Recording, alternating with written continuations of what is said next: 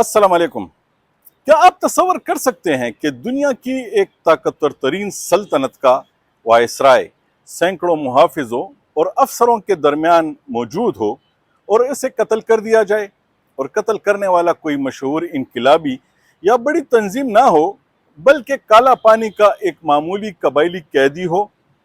और अजीब बात यह है कि ये कैदी कभी इसी अंग्रेज सरकार का वफादार सिपाही भी रह चुका हो, जिसे इसके खिदमात के सिले में घोड़ा, पिस्तौल और तारीफी सर्टिफिकेट भी मिला हो।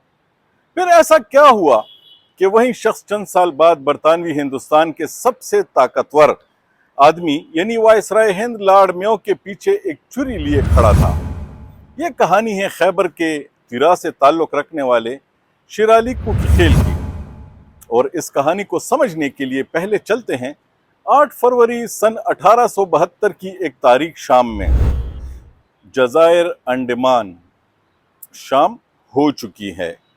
वायसराय हिंद लॉर्ड मेयो सारा दिन यहाँ पर बरतानवी पैनल सेटलमेंट का मुआयना कर चुके थे।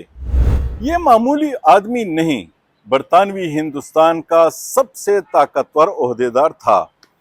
इसके इर्द गिर्द अफसर और मुसल्ला मुहाफिज मौजूद थे और वापसी के लिए वो की किश्ती के मुंतजिर थे। लेकिन इन लोगों को मालूम नहीं था कि करीब ही एक ऐसा शख्स मौजूद है जो बरसों से किसी बड़े अंग्रेज अफसर तक पहुंचने के मौके का मुंतजिर है। इसका नाम शेर अली खान कुकी खेल है। लॉर्ड मेयो वापसी के लिए घाट की तरफ बढ़ते हैं। अंधेरा हो चुका है और अचानक शेर अली आगे बढ़ता है। वो लॉर्ड मेयो पर पीछे से वार करता है। एक लम्हे में अफरा तफरी मच जाती है। लॉर्ड मेयो पानी में जा गिरते हैं। शेर अली पकड़ा जाता है, लेकिन वायसराय को बचाया नहीं जा सकता। बरतानवी हिंदुस्तान का वायसराय एक कैदी के हाथों कत्ल हो चुका था। लेकिन सवाल यह है कि इतनी सख्त सिक्योरिटी के बावजूद एक कैदी वायसराय तक पहुंचा कैसे? इस सवाल का जवाब जानने के लिए हमें अंडमान से वापस पेशावर जाना होगा। शेर अली खान अफरीदी का ताल्लुक मौजूदा जिला खैबर के खूबसूरत पहाड़ी इलाके तिरा और कोकी खेल कबीले से था। दिलचस्प बात यह है कि शेर अली इब्तिदा से अंग्रेज़ों का दुश्मन नहीं था। वो अंग्रेज सरकार का वफादार फौजी रह चुका था, खास घुड़सवार दस्ते का हिस्सा रहा। अम्बेला की जंग में भी अंग्रेज़ों के लिए खिदमत अंजाम दी। इसकी कारकर्दगी से अंग्रेज अफसर इतने खुश थे कि इसे इनाम से नवाजा जा चुका था। बाद में वो पेशावर में कमिश्नर के यहाँ मुलाजिम था, यानी जिस शख्स ने बाद में वायसराय हिंद को कत्ल किया। एक वक्त ऐसा भी था जब खुद बरतानवी हुकूमत इसे अपना काबिल एतमाद आदमी समझती थी। फिर एक वाक़े ने इसकी पूरी जिंदगी बदल दी। शेर अली के खानदान में दुश्मनी चली आ रही थी।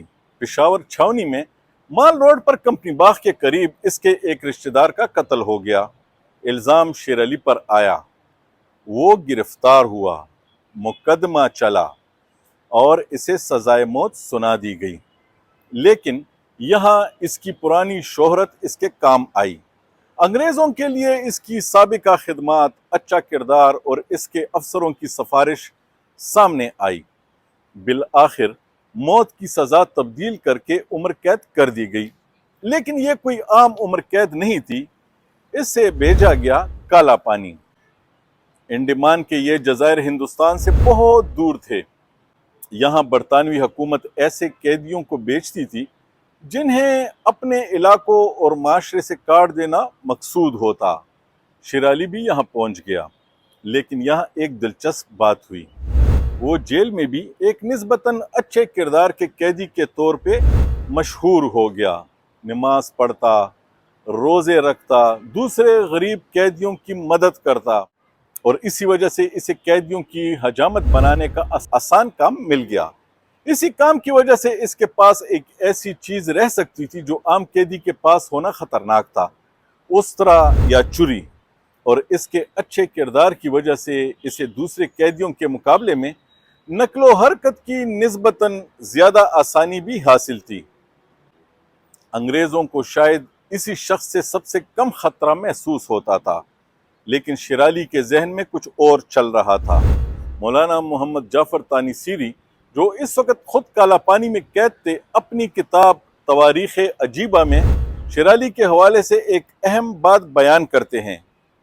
شیر علی کا کہنا تھا کہ جس قتل میں اسے عمر قید دی گئی وہ اس نے نہیں کیا تھا، اور اس سزا کے بعد اس نے فیصلہ کیا تھا کہ اگر کبھی موقع ملا تو وہ کسی بڑے انگریز افسر کو قتل کرے گا۔ یہاں کہانی ایک بالکل مختلف رخ اختیار کرتی ہے، کیونکہ اب سوال یہ نہیں رہتا کہ شیر علی کے پاس چھری کہاں سے آئی۔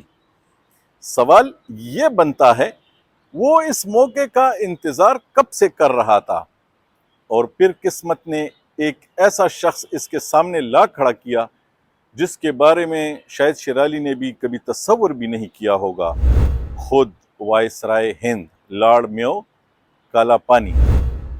لارڈ میو کو قیدیوں کے حالات سے متعلق اطلاعات مل رہی تھی۔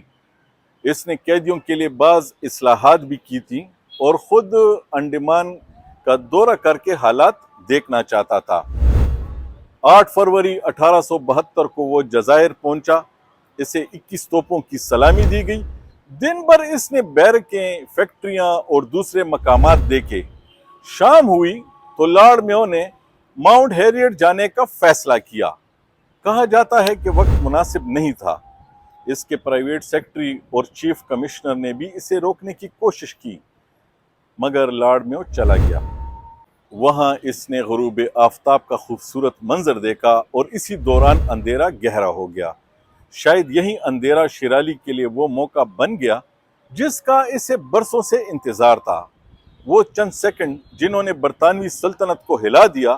لارڈ میو واپس گارڈ کی طرف آ رہا تھا۔ اس کے چاروں طرف مسلح محافظ موجود تھے، لیکن اندھیرے میں شیر علی موقع دیکھ رہا تھا، اور پھر اچانک اس نے حملہ کر دیا۔ برطانوی سرکاری ریکارڈ کے مطابق اس نے وائسرائے کی پشت پر 2 وار کیے۔ شیر علی وہیں گرفتار ہو گیا، مگر لارڈ میو کچھ ہی دیر بعد دم توڑ گیا۔ ایک ایسا شخص جس کے اختیار کے نیچے برصغیر کا بہت بڑا خطہ تھا، اسے ایک ایسے قیدی نے قتل کر دیا جس کے پاس نہ فوج تھی، نہ کوئی ریاست، نہ جدید ہتھیار، صرف ایک موقع تھا۔ اب انگریزوں کے سامنے بڑا سوال تھا۔ لارڈ میو کا قتل صرف ایک قتل نہیں تھا، یہ برطانوی نظام حکومت اور اس کی سیکیورٹی کے لیے بہت بڑا دھچکا تھا۔ اور ایک سوال فوراً پیدا ہوا، کیا ایک معمولی قیدی اکیلا اتنا بڑا قدم اٹھا سکتا تھا، یا اس کے پیچھے کوئی بہت بڑی سازش تھی؟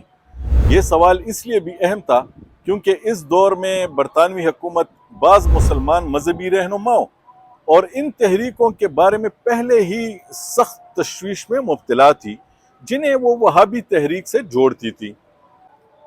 تفتیش شروع ہوئی، کوشش کی گئی کہ شیر علی کا تعلق جیل میں موجود بعض مذہبی شخصیات سے ثابت کیا جائے، لیکن ڈاکٹر ہیلن جیمز کی تحقیق کے مطابق تفتیش کار مطلوبہ تعلق ثابت نہیں کر سکے، اور خود شیر علی بھی اپنے اقدام کی ذمہ داری اپنے اوپر لیتا رہا۔ عدالت میں شیر علی سے پوچھا گیا، تمہیں کس نے اکسایا؟ اس کے جواب مذہبی زبان میں تھے، اور وہ اس اقدام کو اپنا فیصلہ قرار دیتا رہا۔ اس پر مقدمہ چلا، اور جس شخص کی پہلی سزائے موت کبھی عمر قید میں تبدیل کر دی گئی تھی، اب اسے دوبارہ سزائے موت سنائی گئی۔ اس بار اسے بچانے والا کوئی نہیں تھا۔ اس کی پھانسی کے وقت کے بارے میں مختلف تاریخی روایات میں شیر علی کے آخری لمحات کا ذکر ملتا ہے، اور روایات میں اسے موت سے خوفزدہ ہونے کے بجائے اپنے انجام کے لیے تیار دکھایا گیا ہے۔ لیکن میرے لیے اس کہانی کا سب سے اہم سوال یہ نہیں کہ شیر علی موت کے وقت مسکرایا یا نہیں۔ اصل سوال کچھ اور ہے۔ شیر علی افریدی آخر تھا کون؟ ایک قاتل، ایک ایسا قیدی جو اپنے مقدمے اور سزا کا انتقام لینا چاہتا تھا، ایک مذہبی جذبے سے متاثر شخص، یا برطانوی استعمار کے خلاف مزاحمت کرنے والا ایک قبائلی؟ 150 سال سے زیادہ گزرنے کے بعد بھی اس سوال کا ایک سادہ جواب دینا شاید تاریخ کے ساتھ انصاف نہیں ہوگا، لیکن ایک حقیقت سے انکار مشکل ہے۔ اسی لیے شیر علی کی کہانی میں قتل سے بھی بڑا سوال یہ ہے، ایک سلطنت اپنے ایک سابق وفادار کو اس مقام تک کیسے لے آئی کہ وہ اسی سلطنت کے سب سے طاقتور نمائندے کی جان لینے پر آمادہ ہو گیا؟ یہ سوال شیر علی کے موت کے 150 سال بعد بھی زندہ ہے۔ اگلے ولاگ کے ساتھ پھر حاضر ہوں گے۔ اگر آپ نے ہمارا چینل سبسکرائب نہیں کیا تو اسے سبسکرائب کیجئے اور بیل کا آئیکن دبائیے۔ اللہ حافظ۔